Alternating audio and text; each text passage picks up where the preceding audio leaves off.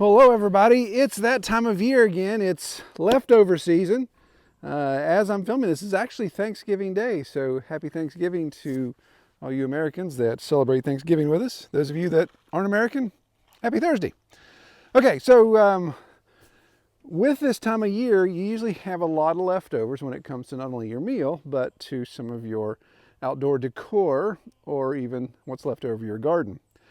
And one thing that we have, of course, is pumpkins in that situation. And the neat thing about pumpkins, the reason why, obviously pumpkins have a lot of use, but the reason why I like to hang on to them or collect the leftovers is I feed them to the pigs this time of year because pumpkin seeds are a natural dewormer.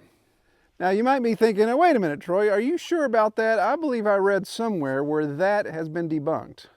Well, with the internet, of course, you can find anything that refutes or backs up a claim. And in my experience, I haven't done a control group or a case study to see how the parasite load in my pigs is good or better or worse with pumpkin seeds. It's just something I like to get in the habit of. It's a seasonal thing and it just makes sense. If we've got pumpkins this time of year, let's go ahead and feed them to the pigs. It gives them a little treat. Obviously, they eat the seeds. And it's nice to do a natural dewormer before I breed. Next month, I will be breeding them. So I like to have a natural dewormer in them before breeding. So what is it about the pumpkin that makes it a good dewormer? Well, supposedly, and again, I haven't had biology since college, but supposedly there's an amino acid in the pumpkin seed that paralyzes the parasites in the digestive system and, of course, allows the pig to flush them out. So if you're going to try this, if you know your pigs have a good parasite load, I have yet to see a parasite load at all in any of my pigs. I do worm them with regular worming medicine in the spring, but I've yet to go through it inspecting feces. I've not seen any worm load at all, so we've been fortunate. Again, our closed loop we have on our farm here helps that, and some of our pasture rotation, of course, aids in that as well. If you use this, if your pigs do have a worm load that you've noticed and you use this, it should cause the pigs to expel quite a bit of that. So what I've read is if you're going to do this to treat your pigs and you know you have a pig with a worm load, pull that pig into a pen. If you've got a barn or a stall that you can bring that pig into for a day or two, lock it up. From what I read says that within 24 to 48 hours, they can flush their entire system of these parasites. And of course, then you'll have fecal material in your stall that is loaded with parasites. They haven't been killed, they've just been paralyzed. So that's where you want to dispose of that feces properly. The blog that I read actually suggested pouring diesel fuel or something like that, gasoline on it to eradicate. I'm sure there's other things you could do. If you got a fire going, toss them in the fire. That'll make for a lovely smell. But some way to eliminate that. So where do you find pumpkins? Well, of course, you can plant them. That would be the obvious thing to do. What's interesting, you kind of get a cycle going with the pigs. When I give them pumpkin seeds in the fall, or give them pumpkins for them to eat in the fall, they eat them, then of course they walk around the pasture and they poop them back out. And you may have, if you've watched our channel for a while, you've seen videos where I point out what I call pumpkins, where we have these pumpkin plants just growing in the pasture that obviously have been expelled by the pig and have made it through the winter and then actually root and produce nice pumpkins. I actually have a couple of the pumpkins I have in the side-by-side came from that. So it's a nice repetitive cycle there. Now here they come. I knew if I talked long enough, they'd show up.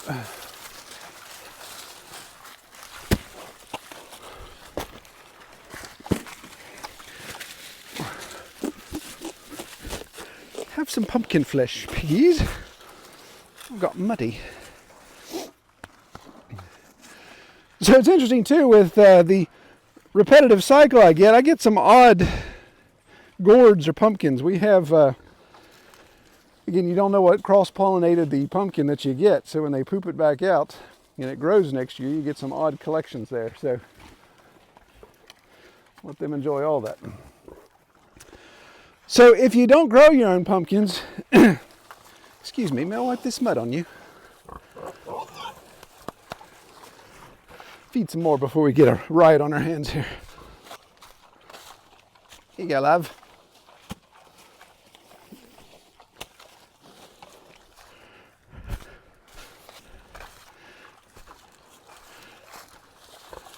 This is one of our poopkins right here, actually, and it's funny. It's a little squidgy right now, but it's an oldest one.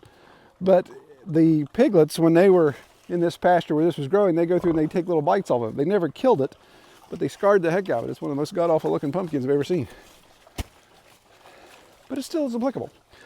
So if you can't grow your own pumpkins, that's why this time of year is very handy to have.